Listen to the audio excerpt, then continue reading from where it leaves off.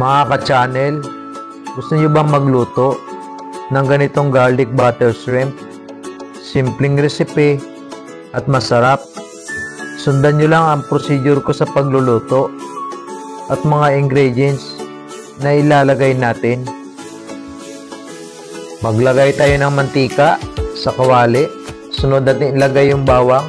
Bali 2 bawang yan, binalatan ko lang at hiniwa ko ng ganyan. Ilalagay natin yung butter.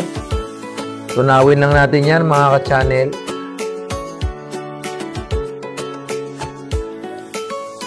Sunod natin ilagay tomato paste.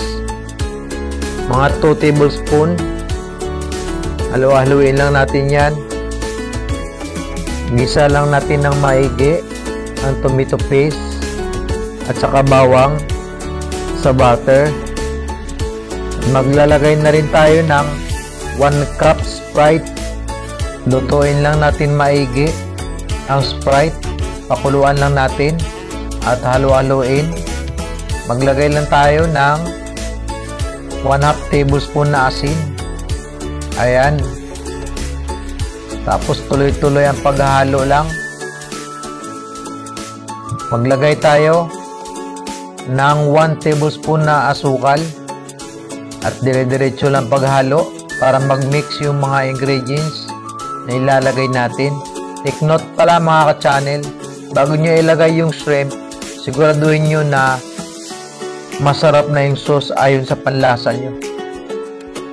At ayan, nilagay na natin yung hipon. Halo-haluin lang natin yan para pantay yung pagkaluto. Tuloy-tuloy ang paghalo hanggang sa maluto. Kailangan ang pagkaluto ng hipon hindi overcook. At tatakpan lang muna natin yan mga ka-channel na mga ilang minuto. Tapos bubuksan uli natin yan. At maglalagay tayo ng 2 sachet na pamintang durog. At halo-haluin lang uli natin yan. Tuloy lang ang paghalo hanggang sa maluto na ang garlic butter shrimp. Sa simpleng recipe lang, makakain ka na ng masarap na garlic butter shrimp. Maglalagay na rin ako ng 2 tablespoon na cornstarch. Pampalapot lang para mas lalong dumikit yung sauce sa hipon, para mas lalong masarap ang garlic butter shrimp natin mga ka-channel. At ito na nga, paluto na ang ating garlic butter shrimp. Ayan o. Wow! At ipi-plating na natin yan.